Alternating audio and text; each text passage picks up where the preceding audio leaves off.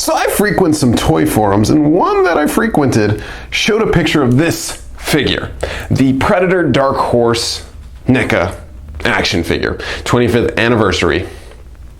And I saw it, and the color scheme was absolutely gorgeous. I knew I had to own it.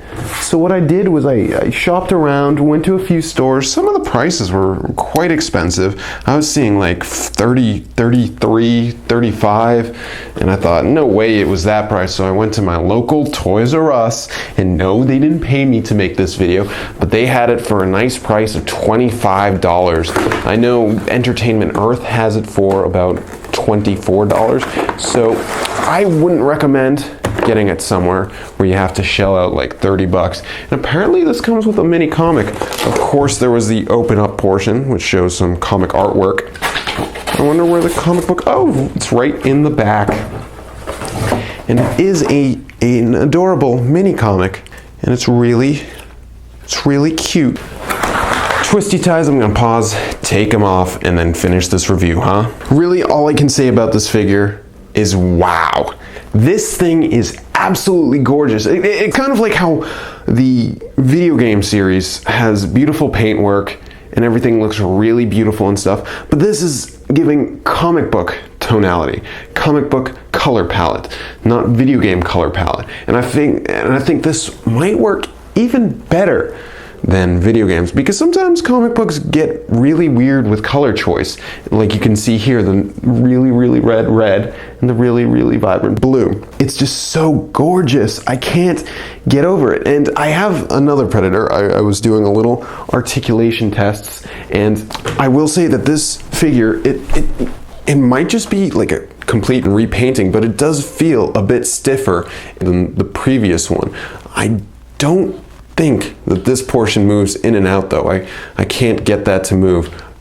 But this thing is seriously amazing. It's well articulated, well painted. The only thing is that sometimes this rotates and you gotta just move it back. If that's the biggest negative of this figure, then that's nothing. Look at the detail in the staff. Oh my gosh. Comes with things hanging on it, necklaces and stuff. Oh, separate.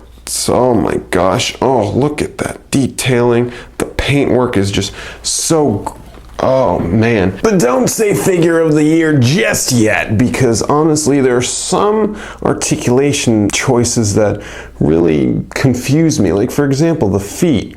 They're super limited with the articulation, and then you get some like classic NECA things happening, like things falling off, and oh my gosh, how does this get back on?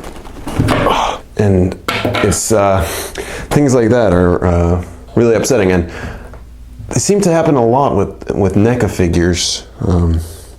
That's what I hear, of course. I'll just have to like put it in some water or something, but it's really weird how some basic articulation, feet articulation, is not included, and I wonder why. Is this like a really old sculpt, maybe, that they're just reusing? I'm not sure. But overall, the paint is gorgeous. If you leave it in the pose like it is in the comic cover, you'll have no problem, but if you want to do some more dynamic stuff, you might run into the problem that I'm running into right here. Some, not breakage, but just falling off edge. You know what I'm saying?